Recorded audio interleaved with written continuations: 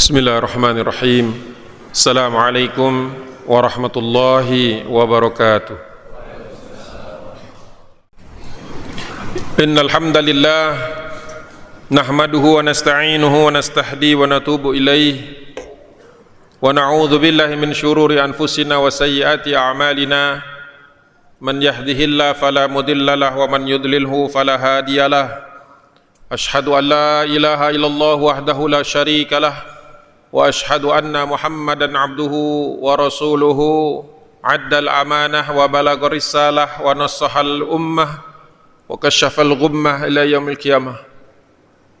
Usikum wa nafsi bi taqwallahi faqad fazal muttaqun. Allahumma salli ala hadzal nabiyil karim sayyidina Muhammad ibn Abdullah wa ala alihi wa sahbihi wa mawalah. Qala Allah Ta'ala fi kitabihil karim, a'udzu billahi minasy syaithanir rajim. Bismillahirrahmanirrahim. Ya ayyuhalladzina amanu taqullaha haqqa tuqatih wa la tamutunna illa wa antum muslimun. Wa qala Nabi sallallahu alaihi wasallam, ma'ala man iktasada. Shadaqallahul azim wa shadaqa rasulul karim. Amma ba'd. Sidang Jumat yang dirahmati Allah Subhanahu wa taala. Alhamdulillah, di hari Jumat yang berkah ini kita masih diberi kesempatan oleh Allah Subhanahu wa taala untuk merasakan manisnya iman dan Islam. Hadirnya kita di tempat ini menunjukkan kita masih diberi kesehatan oleh Allah Subhanahu wa taala. Terlebih lagi untuk kita bangsa Indonesia, besok kita akan juga tasyakuran memperingati satu nikmat besar dari Allah Subhanahu wa taala berupa kemerdekaan pada tanggal 17 Agustus 1945. Takwa merupakan tujuan target akhir sekaligus juga sarana bagi kita untuk hidup di dunia ini secara mulia dan mudah-mudahan meninggal dunia dalam keadaan yang mulia juga. Kita mengenalnya sebagai husnul khatimah. Namun Rasulullah sallallahu alaihi wasallam dalam perjalanan hidupnya tidak pernah terlalu lama dalam keadaan nyaman. Rasulullah sallallahu alaihi wasallam qudwatun hasanah bagi kita. Contoh dan teladan terbaik, tidak pernah terlalu lama dalam keadaan nyaman. Rasulullah baik di Mekah maupun di Madinah setelah kenabian terus berjuang fi sabilillah. Rasulullah sallallahu alaihi wasallam bersabda, ma'ala man iktasada.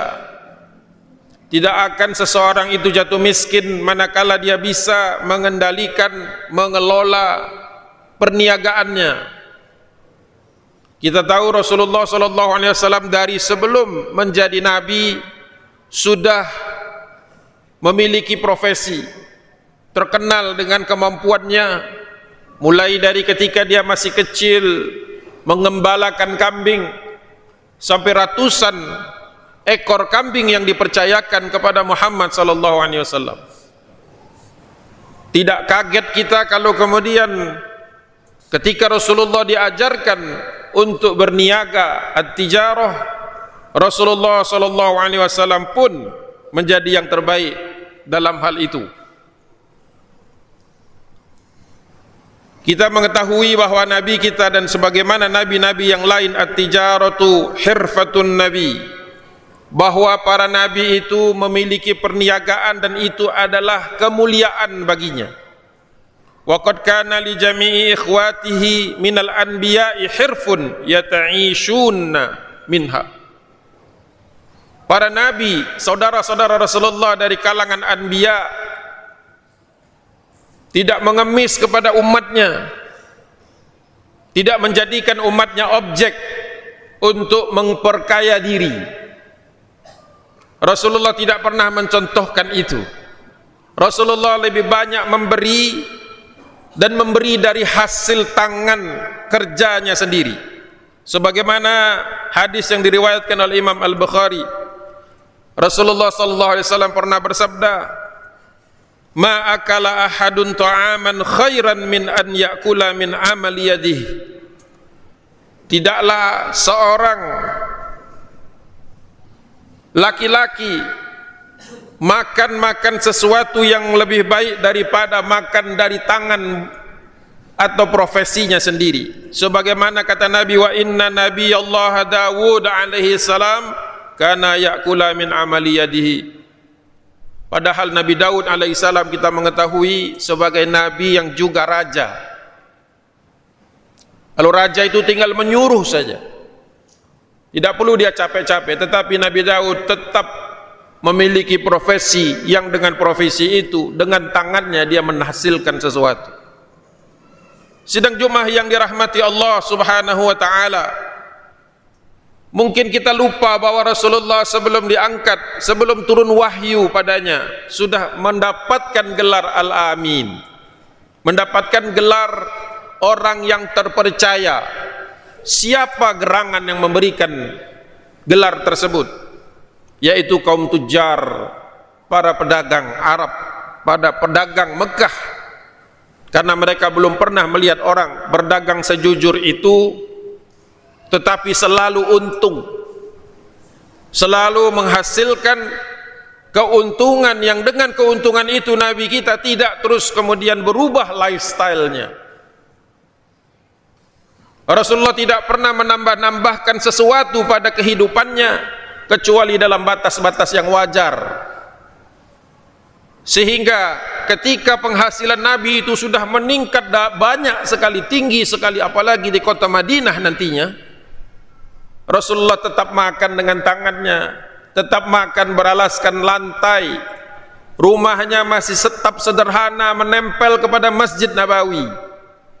Apakah kita ketika penghasilannya naik sanggup tetap hidup sederhana? Belum tentu. Padahal kita sudah mengatakan cinta kepada Nabi SAW. Sidang Jumat yang dirahmati Allah subhanahu wa ta'ala, bahkan sedemikian hebatnya Nabi SAW mendapatkan kritikan dari orang-orang musyrikin. Mereka mengatakan, mali hadar rasuli ya'kulu ta'ama wa yamshi fil aswaq. Dan itu Allah rekam di dalam surah Al-Furqan ayat 7. Ini kalau kita lihat asbabun nuzulnya, Rasulullah SAW ketika sudah berdakwah di Mekah tidak pernah mengaitkan dengan perniagaannya. Perniagaannya jalan sendiri, dakwahnya tetap jalan. Mendakwahi orang tanpa kepingin dengan hartanya, mendakwahi orang tapi tidak sedikit pun tergiur dengan kedudukannya, karena Rasulullah punya sendiri. Betapa banyak kita sering menemukan dilema-dilema ketika para pendakwah membutuhkan sesuatu. Sedang Jumat yang dirahmati Allah subhanahu wa ta'ala, mereka berkata, bagaimana mungkin Rasul yang satu ini masih makan dengan makanannya sendiri, artinya punya penghasilan, dan masih wayamshi fil aswaq, masih keluar masuk pasar. Rasulullah menyelesaikan urusan niaganya di pagi hari, sehingga satu hari penuh Rasulullah bisa mengurus umat, nanti sore tinggal dikontrol lagi, bisnisnya sudah jalan. Jangan katakan bahwa kita lebih sibuk daripada Nabi SAW. Kita kadang-kadang menemui dua kutub yang ekstrim. Ada orang begitu sibuknya dengan dunia, tak ada kontribusi dakwah. Sebaliknya ada orang begitu sibuk dengan dakwah sampai dia enggak sempat punya dunia. Padahal kita tahu keduanya harus diseimbangkan. Rasulullah Allah Subhanahu wa taala berfirman di dalam surah Al-Isra ayat 29.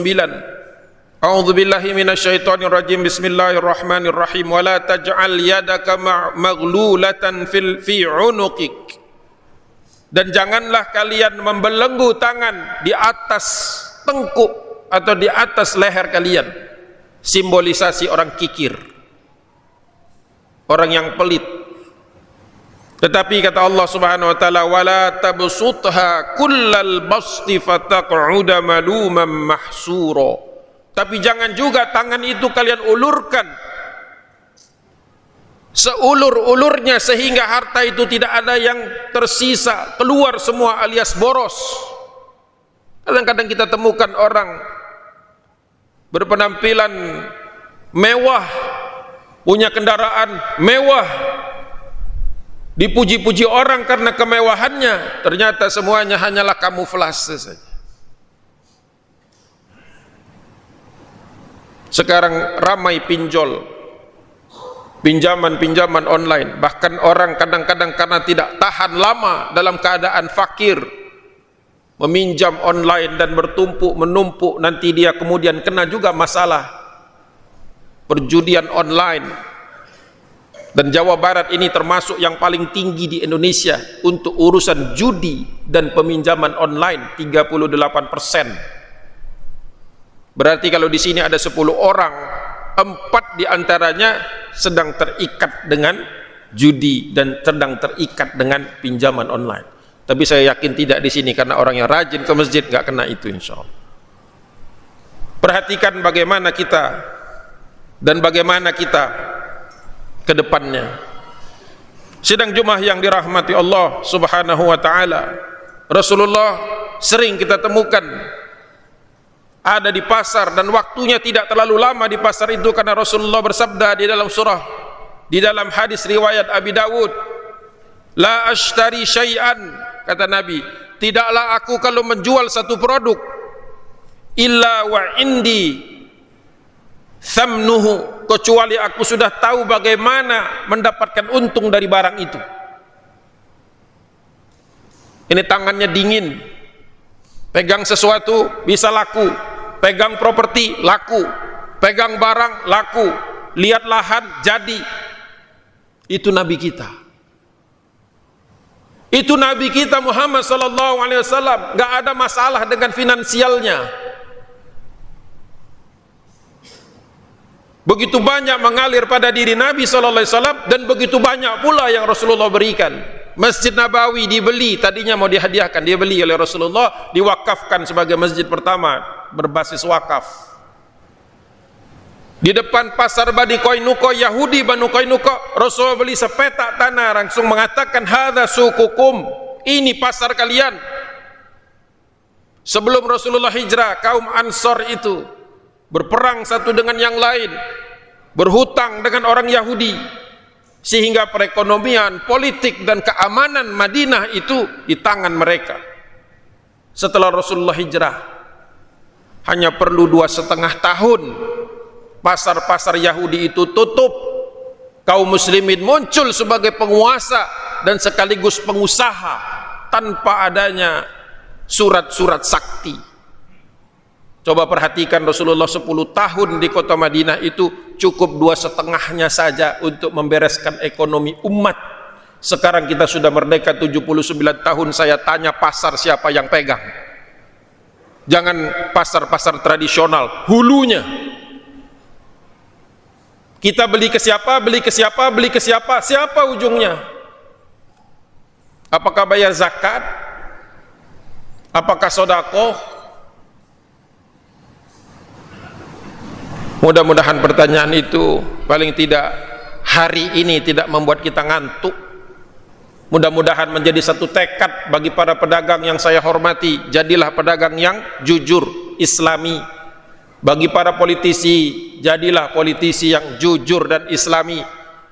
Bagi para jamaah masjid, setelah kajian-kajian, fantashiru fil ard, bertebaran di muka bumi, menjadi penguasa dan pengusaha di negeri kita yang islami. Mudah-mudahan tekad tersebut tidak berhenti di atas mimbar Jumat hari ini. Barakallahu li wa lakum fil Qur'anil azim, wa nafa'ani wa iyyakum bima fihi minal ayati wa dzikril hakim. Aqulu qouli hadza astaghfirullahal azim li wa lakum wa lisairil muslimin wal muslimat min kulli dhanbin fastaghfiruhu innahu huwal ghafurur rahim. Alhamdulillah wassalatu wassalamu ala Rasulillah wa ala alihi wa sahbihi wa mawalah. Asyhadu an la ilaha illallah wahdahu la syarikalah wa asyhadu anna Muhammadan abduhu wa rasuluh la nabiyya ba'dah. Allahumma salli ala Sayyidina Muhammad wa ala alihi wa sahbihi wa sallim. Ya ayyuhalladzina amanu taqullaha haqqa tuqatih wa la tamutunna illa wa antum muslimun. Sidang Jumat yang dirahmati Allah, kita mau sukses di dunia, tapi lebih penting lagi kita sukses di akhirat. Mudah-mudahan Jumat ke Jumat di samping mengugurkan dosa-dosa kita, juga menjadikan kita orang yang banyak manfaatnya, karena Nabi bersabda khairukum li ahlihi, orang yang terbaik, yang paling bagus ngurus keluarganya. Khairun nas anfa'uhum linnas, yang paling bagus, paling banyak manfaatnya. Bisa manfaat dari ilmu, bisa manfaat dari fisik kita, bisa juga manfaat dari keuangan, finansial, perekonomian kita. Mudah-mudahan Allah berkahi semua yang duduk di tempat ini. Mudah-mudahan Allah kabulkan doa-doa kita. Marilah kita berdoa kepada Allah Subhanahu wa taala untuk kekuatan negeri ini dari cengkraman asing maupun orang-orang yang tidak bertanggung jawab. Mudah-mudahan Republik Indonesia ini menjadi negeri yang baldatun thayyibatun wa rabbun ghafur. Bismillahirrahmanirrahim. Alhamdulillahirabbil alamin. Hamdan na'imin, hamdan syakirin, hamdan thayyiban mubarakan katsiran, hamdan yuwafi ni'amahu wa yukafi mazidah. Ya Rabbana lakal hamdu kama yanbaghi li jalalikal karim 'azimi sultanik. Wassalatu wassalamu ala asrafil anbiya'i wal mursalin wa ala alihi wa ashabihi ajma'in. Allahumma ighfir lil muslimina wal muslimat wal mu'minina wal mu'minat al ahya'i minhum wal amwat innaka sami'un qaribun mujibu da'wati qadi wa yal hajat. Allahumma ighfir lana wa li walidina warhamhum kama rabbawna shighara. Allahumma inna nas'aluka salamatan fid din wa afiyatan fil jasadi wa ziyadatan fil ilmi wa barakatan fir rizqi wa taubatan qabla al maut wa rahmatan 'inda al maut wa maghfiratan ba'da al maut. Allahumma hawwin 'alaina fi sakaratil maut wan najata minan nari wal afwa 'inda al hisab. Allahumma ansur ikhwanana al mujahidin fi Filistin. Allahumma ansur ikhwanana al mujahidin wal murabitin fil Aqsa. Allahumma ansur ikhwanana al mujahidin wal mustad'afin fi Gaza Filistin. Allahumma a'izzal islam wal muslimin wa ahlikil kafarata wal musyrikin wa dammir a'da'aka a'da'ad-din. Wa sallallahu ala sayyidina Muhammadin nabiyil ummi wa ala alihi wa sahbihi wa sallim. Ibadallah, innallaha ya'muru bil adli wal ihsan wa ita'i dzil qurba wa yanha 'anil fahsya'i wal munkari wal baghi ya'idzukum la'allakum tadhakkarun washkuruhu ala ni'amihi yazidkum wa la dzikrullahi akbar. Aqimis salam.